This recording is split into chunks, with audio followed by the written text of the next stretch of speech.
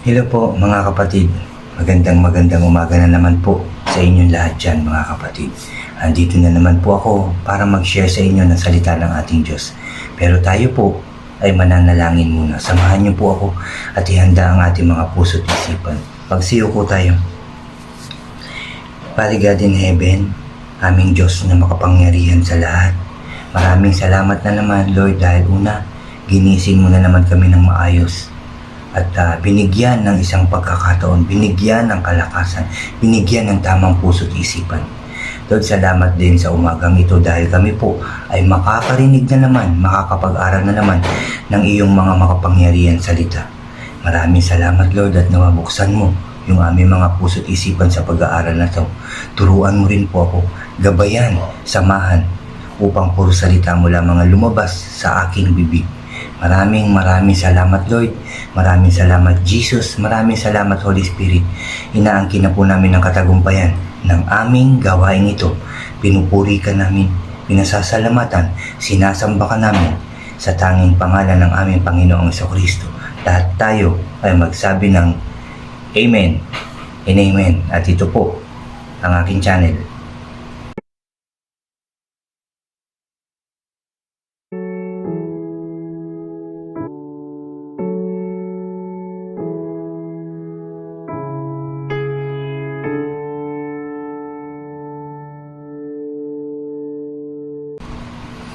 Hello po ulit mga kapatid. Welcome ulit sa aking channel. Diyan po sa mga bago sa aking channel mga kapatid, huwag niyo pong kalimutan na mag-subscribe. Paki-like and share niyo po ang aking mga videos at paki-click na rin ang notification bell para lagi po kayong updated sa mga bago ko pang i-upload. Salamat mga kapatid. Mga kapatid, kahapon nag-start na tayo sa chapter 14. Dito na pag-aralan natin na nakipaglaban ang mga Israelita sa mga Pilisteo na naman mga kapatid, no? Pinangunahan ito ni Jonathan na anak ni Saul. At sabi dito mga kapatid ni Saul, kung matatandaan natin kahapon, no? Sabi niya, huwag mo nang ituloy ang pagsangguni sa Diyos. Tapos sinalakay nila ang mga Pilisteo mga kapatid. Naging matindihang laban ito mga kapatid. Pero sabi nga sa huli, ang labanan ay umabot sa kabila ng Beth-aven at ng araw na iyon, iniligtas ni Yahweh ang Israel. No? At dito na po tayo sa part 2 ng chapter 14 mga kapatid. At ito'y may pamagat na ang sumpa ni Saul. Mag-start na po tayo. Verse 24 mga kapatid. Ang mga Israelita ay nangihina na sa gutom ng araw na iyon, ngunit walang manghas kumain sapagkat mahigpit na ipinagbabawal ni Saul ang tumikim ng pagkain bago lumubog ang araw. Hanggang hindi nila nalilipol ang mga kaaway, bawal kumain mga kapatid, sabi ni Saul. Ano? Sabi sa verse 25, nakarating sila sa isang kaburulan o kagubatan na sagana sa pulot. Pagpasok nila rito, nakita nila umaagos ang pulot, ngunit hindi sila tumikim dahil natatakot sila mga kapatid. Natatakot sila sa sumpa ni Saul. Palibhasa hindi alam ni Jonathan ang tungkol sa sumpa ng kanyang ama. Hindi alam ng anak na bawal kumain. No? Sinumpa niya yung mga kakain hanggat hindi nalilipol ang kanilang mga kaaway. Sabi dito, inilubog niya sa pulot ang kanyang tungkod at sinipsip ito at nagliwanag ang kanyang paningin. Nalalabo na dahil sa gutom at pagod, sabi dito mga kapatid. Sinabi sa kanya ng isa sa mga Israelita, mahigpit po ipinagbabawal ng inyong anak ang tumikim ng pagkain sa araw na ito. Kaya, sabi dito, latang-lata na ang mga tao. Sinabi ni Jonathan, bakit pinahihirapan ng aking ama ang mga tao? Heto at sabi dito, nagliwanag, no? Nagliwanag ang aking paningin nang tumikim ako ng pulot, sinabi niya sa mga tao. Gaano pa kaya kung ang mga tao pababayaang kumain ng mga pagkain? Sabi dito, nasamsam nila, lalo na sana madali ang paglipol sa mga Israelita, no? Kung kakain nga naman, kasi nanghihina na sila dito mga kapatid. Pero yun nga, dahil pinagbawal ni Saul, so wala talagang kumakain at natatakot sila mga kapatid. At sinabi nga ni Jonathan, kailangan kumain, di ba? Para lumakas uli mga kapatid. Nang araw na iyon, ang mga Pilisteo nalupig ng mga Israelita mula Mikmas hanggang Ahilon. Ngunit lambot na lambot sila sa gutom, kaya nagmadali silang humuli ng mga hayop ng mga Pilisteo. Nagpatay sila ng mga tupa, baka at mga guya dahil sa gutom. Kinain ng mga ito ng hindi na nakuhang alisin mga kapatid o alisan ng dugo. May nagsumbong kay Saul na ang hukbo ay gumagawa ng malaking kasalanan kay Yahweh. Samantalang si Saul lang ang may sabi noon, no, mga kapatid. Kumain sila ng karning may dugo. Pero pinagbabawal yun ng ating Diyos no na huwag kakain ng karning may dugo. Kaya sinabi ni Saul, ito ay isang malaking kataksilan. Igulong ninyo rito ang isang malaking bato ngayon din. Sabi dito, sabihin ninyo sa mga tao na magdala rito ng baka at tupa at dito nila patayin ang kakainin para hindi sila magkasala kay Yahweh. Dahil sa pagkain ng dugo, sabi dito, kinagabihan ang mga Israelita ay nagdala ng mga baka, sabi dito, at doon pinatay. Si Saul na may nagtayo ng altar para kay Yahweh. Ito ang unang altar na kanyang ginawa, mga kapatid. At yan muna po ang chapter o part 2 ng chapter 14, mga kapatid, no.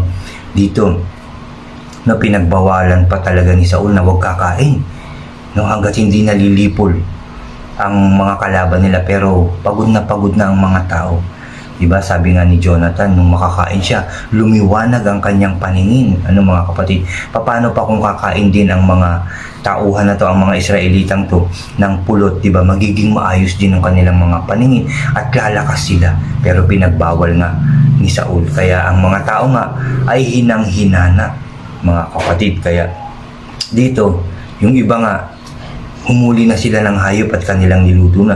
Halos hindi na nila ito nalinis, basta niluto na lang nila ng ganon, mga kapatid, no? At kinain nila. Yun nga ay pinagbabawal nga ng Diyos yung pagkain ng merong dugo, no, na hindi pa nalilinis ang karne. Yun po ang ibig sabihin.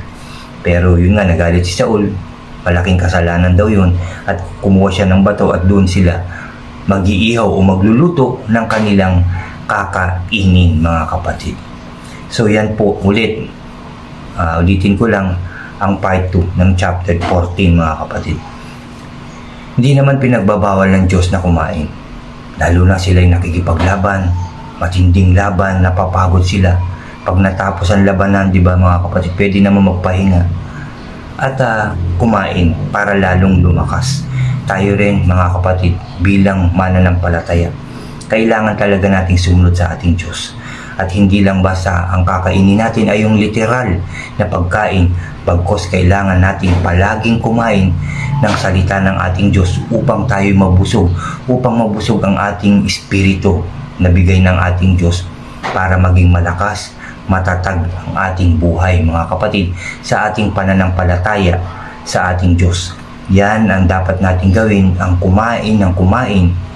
Ulitin ko, hindi lang basta pagkain na literal, bagkos pagkain ng ating kaluluwa, ng ating espiritu, ang salita ng ating Diyos na nagbibigay lakas, katagumpayan sa ating mga buhay.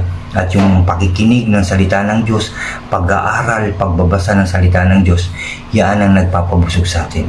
Yan ang nagiging daan para maging malapit tayo sa ating Diyos na dapat nating gawin. Araw-araw, mga kapatid, lagi nating basahin ang salita ng ating Diyos.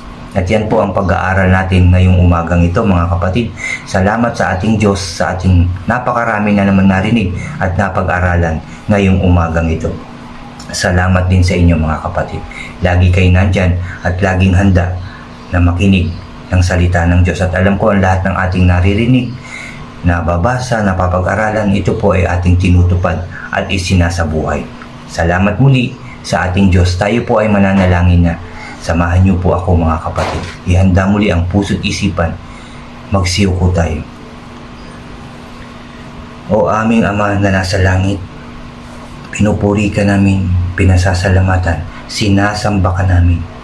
Lord, maraming salamat sa iyong mga salita na aming napakinggan, napag-aralan ngayong umagang ito. Dito, Father God, talagang may mga pinag-uutos ka, may mga sinasabi ka na bawal na hindi namin dapat gawin. At dito, sa aming mga nabasa ng aming mga kapatid, Father God, na hindi lang yung pagkain literal na dapat namin kainin, bagkos ang iyong mga salita upang kami mabusog, yung aming kaluluwa at espiritu mabusog ng iyong mga makapangyarihan salita. Bigyan mo po kami lagi ng sipag, talino, Lord God, upang magbasa, mag-aral at makinig palagi ng iyong mga salita. At I pray na ito'y gamitin namin, Lord, sa aming pang-araw-araw na pamumuhay. Magamit namin at ito'y ma-share din, maihayag din sa lahat ng tao. Bigyan mo po kami ng lakas ng loob, Haligan, upang magawa namin at matupad ang lahat ng iyong pinag-uutos sa amin. Thank you, Lord. Thank you, Jesus. Thank you, Holy Spirit. And Lord, salamat din sa lahat ng biyaya, kalakasan, kaayusan ng aming mga buhay, yung aming kasipagan, Father God. Salamat po. Salamat sa katagumpayan ng bawat buhay ng aming mga mahal sa buhay, mga kapatid sa pananampalataya at sa lahat ng tao. Lord God, tuloy na Lord ang aming paglilingkod sa iyo, Father God. Dahil yan ang pinag-uutos mo sa amin. Maglilingkod kami, Father God, hanggang kami nabubuhay. Thank you, Father God, sa pagkakataon na yan na binigay mo sa amin. Salamat po sa iyong kabutihan, O God. Salamat po sa iyong pagmamahal sa amin lahat. Lord God, salamat din sa katagumpayan ng bawat pamilya at bawat bansa. Tapos na ang pandemic, O God. In Jesus' name, O God. Wala nang magkakasakit, wala nang virus na papasok na bagong virus sa bawat bansa. In Jesus' name. Nagiging protektado kami dahil yan sa iyong pagmamahal sa amin. Dahil yan sa iyong kapangyarihan, O God. Salamat sa lahat ng blessings. Pagpapagaling mo po sa lahat ng may karamdaman, pagpapakain sa lahat ng nagugutom, pagbigay ng kasiyahan sa lahat ng nalulungkot. Maraming salamat, Lord, sa lahat. Thank you for everything, Lord God. Tunay po ang iyong pagmamahal sa bawat tao. Muli at palagi ka namin pupurihin, sasambahin sa iyo lamang, O Diyos, ang pinakamataas na papuri at pagsamba sa ngalan ng Ama, ng Anak at ng Espiritu Santo. Lahat tayo ay magsabi ng Amen and Amen. Amen po mga kapatid. Salamat sa ating Diyos. Lagi siyang nakikinig sa atin. Lagi natin siyang kasama mga kapatid. At mahal na mahal po tayo ng ating Diyos. God bless po sa inyong lahat at God bless po sa ating lahat. Salamat po.